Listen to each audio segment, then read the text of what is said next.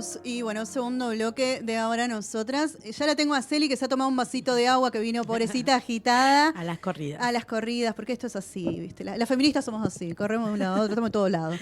Escúchame, ya tenemos también en conexión a nuestra invitada del día, se trata de Lourdes Polo, ella es abogada feminista y especialista en políticas públicas, le damos la bienvenida. Está silenciada, Lourdes. Ahí va. Hola chicas, ¿cómo Hola, están? Buenas Lourdes. tardes a todas ustedes y a quienes estén escuchando. Bueno, muchas gracias por tomarte el tiempito ahí para que hablemos un poquito sobre, bueno, la coyuntura actual, reforma judicial feminista, entre tantos temas. Hoy decía en la apertura del programa que hubo, bueno, un montón de noticias esta semana, este mes, que, bueno, recién tiene 6 días, pero ya ha sucedido de todo.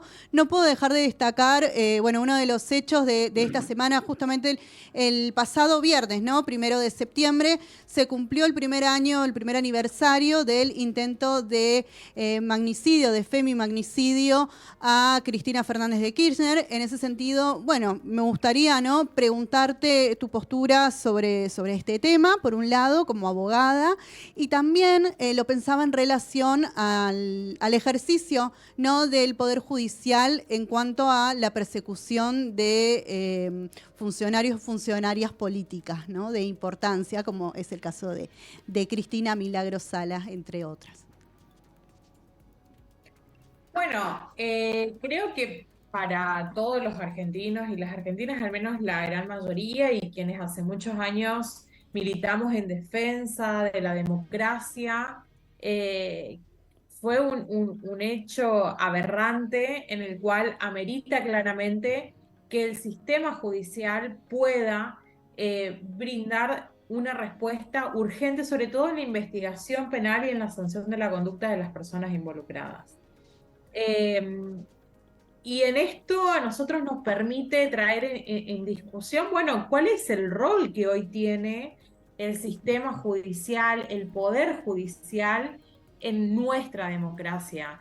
Queremos, o vemos, mejor dicho, un sistema judicial de lawfare que permanentemente busca elementos, herramientas de persecución y las construye jurídicamente para perseguir, para amedrentar a quienes tienen una trayectoria política y particularmente a quienes han trabajado desde las políticas públicas en el ejercicio de las funciones, en el ejercicio de las funciones políticas en una persecución que nosotras lo vemos. De hecho, creo que una de las grandes deudas que tiene nuestra democracia es repensar el rol del sistema judicial hoy en nuestro país y en las provincias, ¿no? ¿Qué tipo de justicia? Creo que sobre todo los ciudadanos y las ciudadanas, quienes en definitiva buscan el servicio del sistema judicial para poder atender a las defensas de sus derechos fundamentales, pero particularmente poder resolver los conflictos que los atraviesa. Bueno, ¿qué sistema de justicia queremos hoy? ¿Queremos un sistema de justicia de tinte partidario en defensa de los intereses de corporaciones o de determinado sector político? ¿O queremos ampliar los márgenes del sistema judicial para poder garantizar así el acceso efectivo de la justicia de cada ciudadano o ciudadana, como también en el rol institucional que amerita en la construcción de la política judicial conjuntamente con los actores del Estado, ¿no? Muy bien. Bien. Hola, Lourdes, ¿cómo estás? Hola. Me parece importante, digamos, contar a la audiencia y por ahí poner un poco en tono de que, bueno, vos desde el Chaco, desde la provincia del Chaco, estás participando de esta campaña nacional y lo que queríamos traer hoy acá era un poco esa voz, ¿no? De que efectivamente es una campaña que se ha creado con más de 300 organizaciones y que estas organizaciones están distribuidas en todo el país y por eso también la importancia de que estés acá. Yo por mi parte quería volver un poco a lo que estabas comentando de por qué es importante hoy en el contexto. Creo que tiene que ver claramente con un avance de las ultraderechas en el país, y que un hito de ese avance, o el primer episodio de ese avance, es este atentado que hubo hacia una vicepresidenta electa como es Cristina Fernández de Kirchner, ¿no? Entonces, en ese sentido, creo que hay un clima de época, que ha habido un quiebre del pacto democrático en relación a este atentado, y esto continúa, ha dado pie a una continuidad y a otro momento de la política. En esto, ¿cómo hacemos, digamos, cómo crees que se da esta discusión de poner en agenda la reforma de la justicia que necesitamos, ¿no? La reforma de la justicia que queremos, como vos bien decías, no solamente para los sectores, digamos, hegemónicos, sino también para que sea un servicio efectivamente para toda la comunidad, para las mujeres, para las diversidades, para las niñeces. Y bueno, ¿cómo crees que tiene que ser y por qué es importante tener este tema en agenda? Yo creo que acá hay dos cuestiones centrales que hay que traer a la mesa de discusión. Por un lado, el avance de la ultraderecha, que intenta dirimir permanentemente las conquistas sociales en materia de derechos humanos y particularmente las luchas feministas. Ellos plantean un antifeminismo como bandera política, ¿no? Hoy, sin dudas, hay una nueva oleada conservadora que viene un poco de la mano de las formaciones políticas de extrema derecha, que es lo que hoy estamos claramente viviendo y discutiéndolo. Pero sin embargo, muchas de estas coordenadas sobre las que se articulan estos discursos de odio no dejan de ser tampoco exacerbaciones del pasado, ¿no? Del conservadurismo del pasado, de visiones muchas veces desacomplejadas que ya fueron utilizados en otro tiempo de nuestra historia. Entonces, estos actores que son claramente posfascistas, que comparten un enemigo que es claramente el feminismo, las luchas sociales, la lucha de las diversidades, todas las conquistas que se han llevado adelante en materia de derechos humanos, es decir, atacan los derechos conquistados, ¿no? Y hoy nos encontramos en un escenario con una persona que lo primero que plantea en su gestión es eliminar el Ministerio de las Mujeres, ¿no? Y esto no deja de ser eco tampoco de lo que viene pasando en otros países como en España. A ver, en España los movimientos de ultraderecha, Meloni gana las elecciones en Italia y piden que llamen primer ministro, diputados españoles de Vox, para que se conviertan básicamente en el ariete más agresivo contra las luchas de las mujeres. Claramente España ha sido vanguardia en la conquista de muchos derechos también, como lo ha sido Argentina. Y por otro lado, el rol de los feminismos, ¿no? No solamente su rol dentro de las organizaciones feministas que vienen trabajando en una agenda común, sino también en sus territorios, en cada provincia, en cada localidad. En esto, claramente, en la historia de nuestro país, los feminismos son un actor político transformador y democratizador, ¿no? Exacto. Claramente nosotras venimos trabajando en una agenda de reforma judicial feminista porque creemos fuertemente en esta reforma que promueve nada más y nada menos que un sistema de administración de justicia más transparente, más plural, más diverso, que garantice los valores de la democracia y el respeto y la protección de los derechos de cada uno y cada una de nosotros. A ver, hay una necesidad de una reforma judicial estructural de todo el sistema judicial, ¿no? Y hoy claramente ocupa un lugar en la agenda pública de nuestro país. Pero esto no deja de ser una gran deuda desde el retorno de la democracia, ¿no? Donde si bien existe, y aquí creo que es donde nosotros tenemos que hacer hincapié en el marco, sobre todo de la discusión electoral, en donde nosotros vemos que lleva cada cada candidato de propuesta. Nosotros, Sobre eso te quería nosotros preguntar, ¿no? tenemos, Perdón que sí, te interrumpa, pero también como también tenemos poco tiempo, por eso también te Sí. quería preguntar esto como clave para que se entienda y para que lo puedas explicar. Hoy tenemos un candidato que representa mucho más que otros y otras lo que significa los intereses de estas ultraderechas que, como vos bien decís, no son lo nuevo, sino que son lo que va a conservar los mismos estatus, los mismos poderes que ya habían, privilegios. ¿no? En esto, Milei, ¿qué reflexión te merece las propuestas que está haciendo? Por ejemplo, algo que está muy apartado de lo que viene planteando la campaña nacional por la reforma judicial feminista, que tiene que ver con que la reforma la tienen que hacer quienes saben y quienes están dentro del poder, y aún haciendo hincapié que la tiene que hacer hoy la Corte Suprema de Justicia de la Nación, que está siendo juzgada en un juicio político dentro de la Cámara de Diputados. La casta, digamos. Sí, más No, la casta totalmente. imposible. Apoya. Totalmente. A ver, nosotros no podemos olvidar que desde el 2013 muchos actores políticos venimos insistiendo en la reforma judicial, ¿no? Que como hace un rato lo decía, es la gran deuda pendiente de nuestra democracia.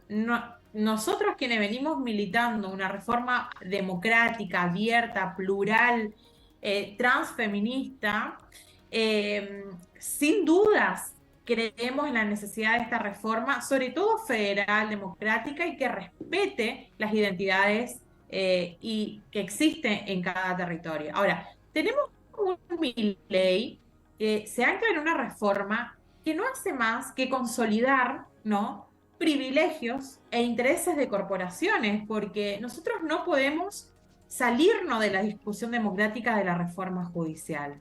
No podemos.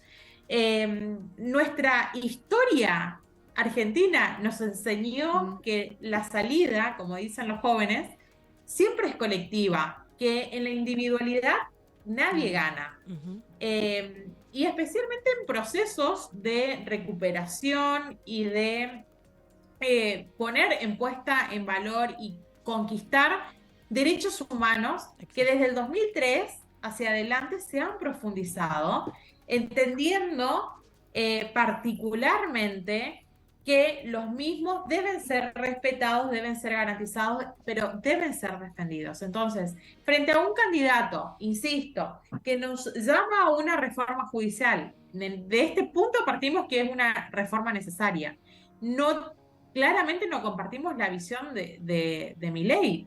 Milei nos plantea un sistema judicial de unos pocos, de una casta judicial, históricamente donde el patriarcado es uno de los últimos bastiones del patriarcado, solemos decir quienes militamos en los feminismos, y sobre todo que sigue cristalizando y consolidando los privilegios de determinado sector de la sociedad de nuestro país, ¿no? Entonces, claramente, cabe tener presente que esta estructura judicial, que además no solamente debemos hablar de la justicia federal, sino dentro de cada provincia, Exacto. que buscan cada provincia en virtud de su propia identidad en el marco de la discusión de la reforma judicial, ¿no? Y reivindicar claramente que quienes conforman el Poder Judicial muchas veces ni siquiera responden a las identidades de su territorio. Exactamente, Entonces, hoy sí. necesitamos una justicia que tenga una perspectiva interseccional, que sea antipunitivista, que tenga noción de la integración latinoamericana, de respeto, de valorar las diferentes, la multiculturalidad de los pueblos y siempre en clave de respeto y garantía de los derechos humanos, ¿no? Lourdes, si me permitís, Sí. muchísimas gracias, pero nos estamos quedando sin tiempo.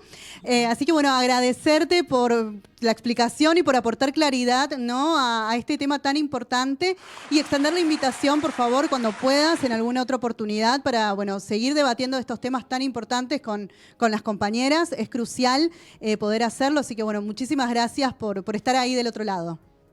No, muchas gracias a ustedes, chicas. Muchas gracias, Lourdes. Y como dice Carmen, esto de poder, todas esas palabras que puso Lourdes, es decir, antipunitivista, interseccionalidad, todo eso lo vamos a ir contando a Sí, lo largo de los programas, así que seguramente la vamos a tener de nuevo a Lourdes. por supuesto. Bueno, un beso grande, Lourdes, que estés muy bien.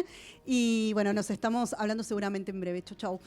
Bueno, No, hablamos con Lourdes Polo, abogada feminista, que bueno, nos ha brindado un panorama también, ¿no?, de lo que sucede en la provincia de Chaco, ¿no? También poder brindar como cierta mirada federal, me parece como sumamente importante. Agradecerte, Celi, por haber llegado ahí a medio de las Gracias. corridas, pero por estar. Y quédate conmigo, porque bueno, nos vamos a meter así chiquitito y medio volando con un tema que también tuvo lugar esta semana y tuvo que ver con la convocatoria que realizó Victoria Villarruel, ahí la estamos viendo en cámara. Hermosa foto. Bueno, con esta convocatoria que realizó en la legislatura para este homenaje a las víctimas del terrorismo. Esto generó claramente un amplio repudio de los sectores defensores, ¿no?, de los derechos humanos. Y no quiero dejar que escuchemos las palabras del copresidente de la Asamblea Permanente por los Derechos Humanos, el doctor Guillermo Torremare, amigo de la casa, así que vamos ahí a escucharlo. Bueno, simulando un acto de homenaje a víctimas de lo que llaman impropiamente el terrorismo, la diputada nacional y candidata a vicepresidenta Victoria Villarruel organizó un acto en el cual el verdadero propósito fue la reivindicación del terrorismo de Estado. Esto no es secreto para nadie, así lo transmitieron los medios de comunicación que pudieron estar, los pocos medios de comunicación que pudieron estar en la actividad. Ahí expresamente se negó que haya existido terrorismo de Estado. Se negó lo que es una verdad objetiva, verdad histórica objetiva, verdad jurídica y judicialmente comprobada en más de 300 sentencias en las causas de lesa humanidad que desde el 2016 se vienen desarrollando en el país. Sentencias que claramente demuestran que lo que existió fue un plan sistemático de secuestros, torturas, asesinatos y desaparición de personas, y eso de la mano de la imposición de un programa económico y social que afectó los intereses de la inmensa mayoría de los argentinos. Para nosotros eso tiene un sentido cuasi delictivo, porque de alguna manera implica la comisión de un delito que se llama apología del delito y que está previsto en nuestro Código Penal desde el año 1921 y que consiste precisamente en hacer la apología de acciones delictivas. Esto es en gran medida lo que sucedió en este acto. También se lo da en llamar, lo hemos dado en llamar negacionismo, porque en realidad lo que está haciendo es negando la existencia misma del terrorismo de Estado y las acciones que lo han compuesto. Por eso, desde los organismos de derechos humanos hemos expresado fuertemente un repudio a esa actividad y la hemos expresado con presencia en la calle, movilizándonos y expresando precisamente esto, ¿no? Que este negacionismo es algo que no solamente contradice la verdad histórica judicialmente comprobada, sino que también agravia a las víctimas, a sus allegados y de alguna manera también agravia a la sociedad en su conjunto, porque nosotros estamos convencidos de que la sociedad entera fue víctima del terrorismo de Estado. Nos parece que actividades como esta que se desarrolló el lunes no son actividades inocentes, no tienen un sentido meramente nostálgico o de homenajear a las víctimas. Lo que se está buscando es instalar un clima propicio para la impunidad. Estamos en el marco de una campaña electoral donde es incierto quién en definitiva van a ser los próximos gobernantes. Y en el marco de la nueva situación política que se va a dar a partir de diciembre de este año, se busca instalar un clima para que se puedan generar políticas de impunidad. Hoy hay más de 1000 represores condenados por la justicia y cumpliendo penas. En la inmensa mayoría de los casos son prisiones domiciliarias y en otros, alrededor del 20% de los casos, se están cumpliendo penas en instalaciones del Servicio Penitenciario Federal. Pero lo cierto es que las sentencias existen, son sentencias condenatorias e implican la existencia de un poder judicial en funcionamiento con el objetivo de juzgar el terrorismo de Estado. Cualquier posibilidad de entorpecer ello o, mucho más gravemente, de generar impunidad a partir de indultos o amnistías es algo que está expresamente vedado por el ordenamiento jurídico, dado que Argentina ha ratificado tratados internacionales de derechos humanos, muchos de los cuales incorporó a la Constitución Nacional en la reforma de 1994, y estos tratados no solamente ponen en cabeza del Estado Nacional la obligación de investigar, juzgar y sancionar las graves violaciones a los derechos humanos, sino que también prohíben de manera total la posibilidad de amnistiar o indultar.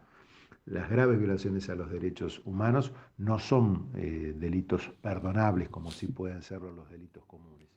Muy bien, ahí teníamos la palabra entonces del copresidente de la Asamblea Permanente por los Derechos Humanos, Guillermo Torremare, que bueno, aporta luz sobre estas cuestiones, sobre estos discursos odiantes y de odio, negacionistas, de la precandidata a vicepresidenta de La Libertad Avanza, Victoria Villarruel, que no sorprende, ¿no?, con este tipo de planteos.